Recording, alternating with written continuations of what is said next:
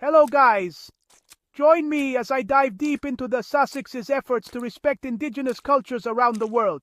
Can I uncover the truth behind their actions?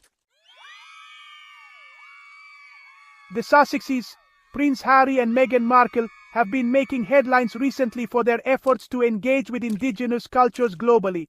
From visiting remote communities to learning traditional practices, they've been trying to make a positive impact. But are they doing it right? One of the biggest challenges the Sussexes face is being accused of cultural appropriation. By adopting certain practices or symbols without fully understanding their significance, they risk minimizing the struggles of Indigenous peoples. For instance, wearing traditional clothing as a fashion statement rather than as a sign of respect can be seen as disrespectful. Furthermore, their privilege and fame can overshadow the voices of Indigenous peoples themselves rather than amplifying them. Another criticism the Sussexes face is their lack of cultural sensitivity. They may unintentionally offend by not doing their due diligence in learning about the specific customs and traditions of each community they visit. This can be as simple as not removing their shoes when entering a sacred space, or not respecting the protocol of introductions. These mistakes, although minor, can add up and undermine their efforts to build trust. The Sussexes also have to navigate the complex history of colonialism and its ongoing impact on Indigenous communities. They must be mindful of the fact that the British monarchy has historically played a role in the erasure and exploitation of Indigenous cultures. By acknowledging this history and taking steps to rectify it, they can begin to rebuild trust and foster meaningful relationships. However, this requires a deep understanding of the past and a willingness to listen and learn. Their actions are also scrutinized for being performative rather than genuinely engaged. If their efforts are seen as superficial or for show, it can be damaging to the very communities they are trying to help. It's essential for the Sussexes to demonstrate a long-term commitment to Indigenous causes rather than just using them as a PR opportunity.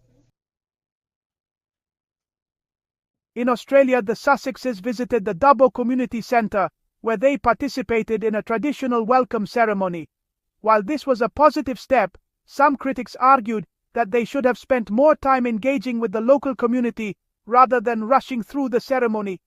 On the other hand, their visit did bring international attention to the centre and the work it does to support Indigenous youth. In New Zealand, the Sussexes visited Te Papayuru Marae, a Maori meeting ground, where they participated in a traditional pohiri ceremony. This visit was seen as more successful, as they took the time to learn about the local customs and listen to the stories of the community. They also brought attention to the struggles faced by the Maori people, using their platform to amplify Indigenous voices. The Sussexes' visit to Canada was met with a powerful reaction from the Indigenous community.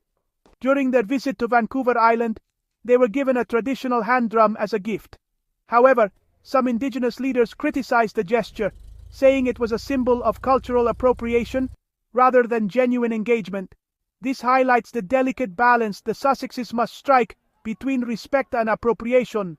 One significant reaction came from the Indigenous community in New Zealand, who applauded the Sussexes' efforts to learn and listen. They saw their visit as a step in the right direction, acknowledging that the road to reconciliation is long and complex.